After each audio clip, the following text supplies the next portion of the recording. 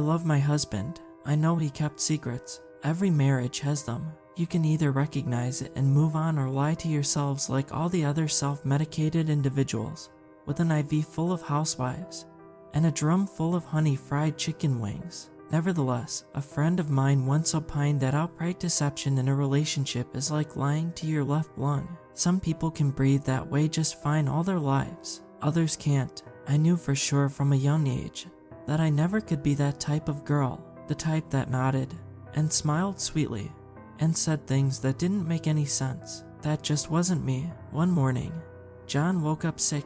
He tried to hide it from me, but the creaking floorboards couldn't conceal his clumsy footsteps, and the thin walls did nothing to mask his cat-like retches. I laid awake for a while, listening to him cough and gag. This wasn't the first time that week. It wouldn't be the last. Something was wrong. I just couldn't comprehend what would cause him to lie about it. Honey, I eventually called out. Are you all right in there? Yeah, he shouted excitedly. Fine, totally fine. Didn't mean to wake you up. The drone of a conference call replaced my reply. A man in monotone mumbled something undoubtedly important about numbers and critical mass. My husband whispered back.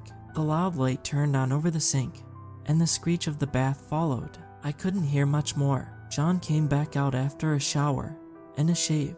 He looked like hot death. His skin was pale. Fresh snot welled up around his nose. Nevertheless, he claimed he would still be going into the office that day. Meetings to be had, budgets to be discussed, important people here, important people there. We have a project lined up, he insisted. A big one, the type that can finally get us out of this old house. We had argued about the topic before. Nothing could keep my husband from an honest day's work. I typically played the slacker to his overachieving ladder climber, but this time was different. He breathed differently as discussed, literally and figuratively. You were going to get the whole office sick, I snapped. Come on, stay home. I'll take care of you. He ignored me and walked over to the closet to pull out a shirt and tie.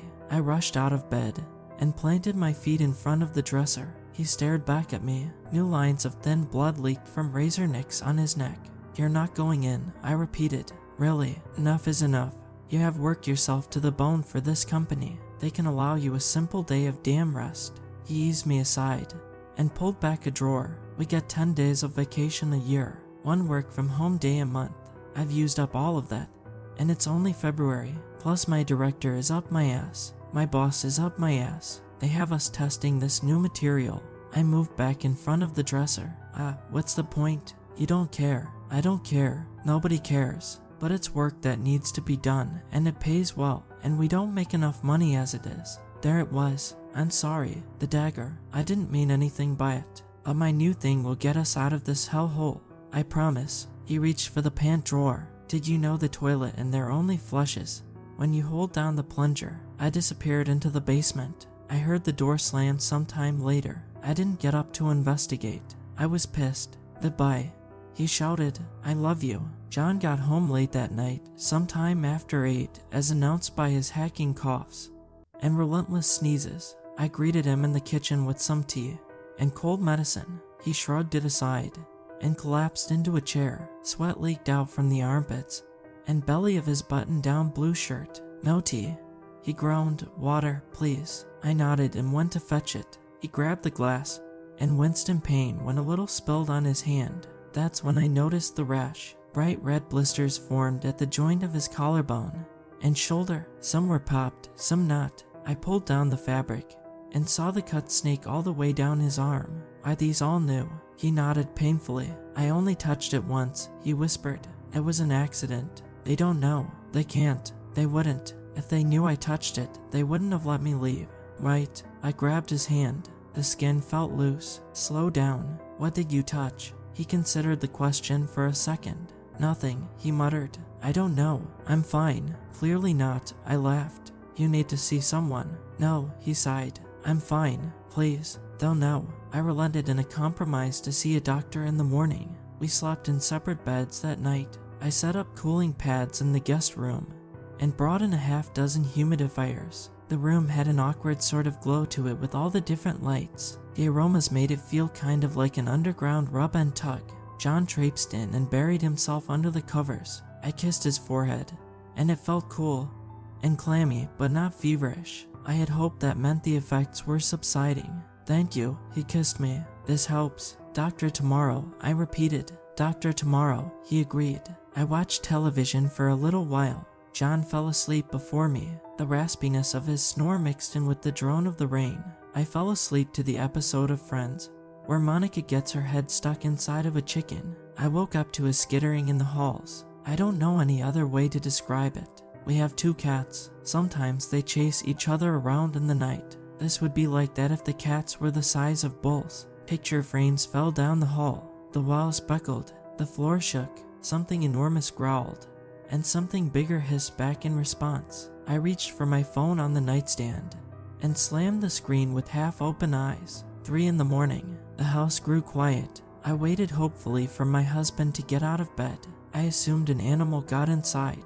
I knew he kept a baseball bat in both closets. I wished then that we had a gun. I could hear this low sort of vibration. I reached around and felt for the source. I realized then that both cats were in bed with me. They stared back with wide eyes piteously. The house was still quiet. A loose floorboard creaked by the bathroom, then another one in the kitchen. A door creaked open, then silence. All of a sudden a rush of scattered footsteps sprinted for the dining room. My china cabinet fell along the way. A voice howled an oddly interpretable victory as the remains of my teetering glass figurines shattered into pieces all over the floor. I got out of bed. I am not a formidable girl. I don't have any fight experience whatsoever. I tend to be more well-versed on the flight side of things, and every instinct in my body told me to get the hell out of that house. There are no windows in my bedroom. I was on the 2nd floor. I needed to make it down the stairs and out the front door for my plan to succeed. I reached into the closet and found the backup bat for safekeeping. The floorboard outside my bedroom only creaks if it's hit dead on. I danced around that broken thing like a ballerina. I looked in the guest bed and saw my husband wasn't in it. I should have stopped there, but something urged me forward. Call that curiosity, or just plain stupidity. The stairs only squeak if you rush. I took them one at a time, careful to place half my weight on the preceding one before continuing. I could hear a mashing sound from the dining room. Something was eating, something big. It ripped and gnawed hungrily along the broken glass pieces from the cabinets. I turned the corner and wished I didn't. My husband was laid down across the floor. He was dead, as evidenced by the blood-covered wound on his neck and the glazed look in his eyes. Something was eating him. I couldn't see the full shape of it at first. His legs pulled and ripped like a broken antelope on the savannah before his entire body flipped over in favor of the meteor backside. I held the bat over my head. My feet followed their one foot after the other routine. Time slowed to a crawl. I could hear my every breath. Then a voice completely shook my battle trance. "Honey." The corpse went still as the shape behind it stood up. It was him. My husband walked over to me gracefully. Blood dripped down from his lips. He wiped at it awkwardly, like he'd just been caught snacking on ice cream. The blisters were gone. All of the sickness from the previous day seemed to be erased. He smiled and gestured smoothly at his own body on the floor. "What the hell? I can explain that," he whispered. "Why don't you just relax?" I swung once, and the bat connected with his jaw. He grimaced for a second, looked back at me, and grinned. "I made a mistake, honey," he started. "White Valley made it right. Good as new. Know me. Can't you see? I'm fine. Really. I am completely fine." I hit him again. "Honestly, we're good." He spat out a tooth. "But we won't be if you keep this up." John reached for the bat, and the next few moments happened in a blur. I pushed him back. He fell to the floor, and I went for the door. I found the handle and raced out into the cold before remembering my keys. I opened the door one last time and snatched them from the ring. I looked into the house one more time and noticed John wasn't chasing me. He had returned to the corpse of himself on the floor with a long knife at the ready, tearing apart the easy bits. I did all of the things you might expect. I called the cops and asked them to check the house. He wasn't there. I had somebody go and pick up my cats. They were fine. I tried to put that night behind me as some sort of bizarre fever dream. John never tried to contact me. I never tried to contact him. I told my parents we were done. They didn't press me on why. They never really trusted him anyway. I returned to the house this morning for the first time in a long time. It felt eerie being there again. I took about an hour to pack some boxes and move stuff around for the eventual sale. I caught my reflection in the mirror towards the end of the trip. I looked haggard and exhausted. The bags under my eyes had backs. I felt sick, and I almost didn't see it and never would have noticed had it not been for the placement of that mirror in the bathroom. A bright red blister appeared on my neck. I watched as it popped right in front of my eyes. I found 2 more in the last hour. Something is happening. I don't want to end up like him. Please help me.